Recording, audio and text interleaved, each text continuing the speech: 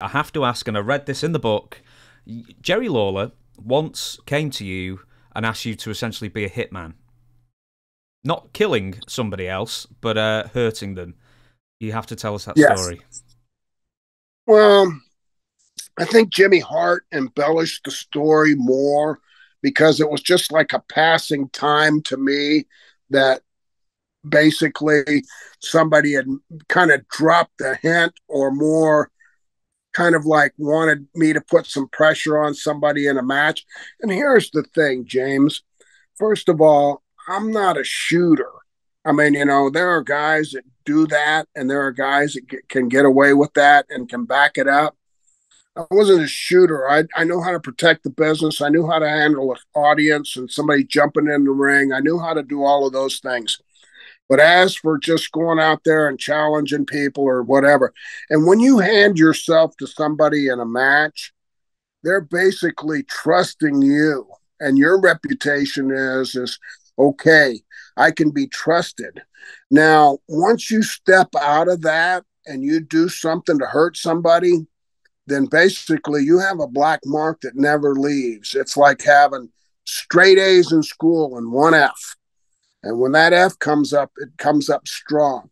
And when it came up, it was a situation where Jerry Lawler, and I don't remember exactly the story so far as relationship with the girl or a fan or whatever, but he was mad at Chick Donovan, who was an innocent guy and never, like really deserved to have any injury or hurt. And he wanted me to hurt him. And like I said earlier, the most misused phrase in wrestling is "I'm sorry." And then if I'd have broke his leg by putting on a figure four or something, and then just went the extra mile and snapped it and said, "Oh man, I'm sorry," I'd have been off the hook. But I knew the story had come out later. Well, I was told to break your leg when I went in there, and that's what I had in my mind. But Jimmy Hart was the one that gives me the credit for, because he knew the whole story, and he said, "I'll never forget that when Steve Keirn was asked to do something, he just looked at him and said, I ain't doing that." But it's not for me to take up for somebody else. It's for them to handle their own situations. If I have a problem, I need to handle it myself. I don't need to ask somebody else to do something for me. Now, I'm blessed because I was smart enough in the wrestling business to be best friends with the toughest guys in the wrestling business. So it's not about Steve Keirn. It's about Steve Keirn's friends. So if you're going to hurt Steve Keirn, you better be careful, because it's somebody that's really tough is going to get you when you least expect it.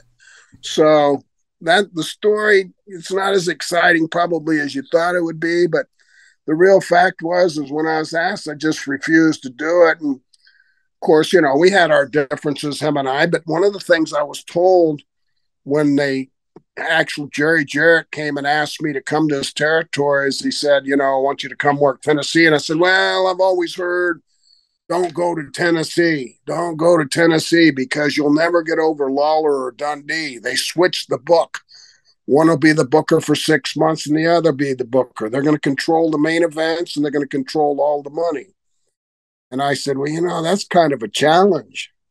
Don't go because you don't want to worry about where you're going, or go and dirty up the water. And because now you're not that minnow in a sea of sharks, now you're a hammerhead, and here you come. And so that's the way I challenged. And I was, like you said, I was right at 30 years old then. And I was mature for my industry because I'd already been wrestling 10 years. And I'd had great, great people put a lot of time and investment in me. And Harley Race and Dory Funk Jr. and Terry Funk and Bill Watts and all these guys that I came with a lot of credentials and no fear.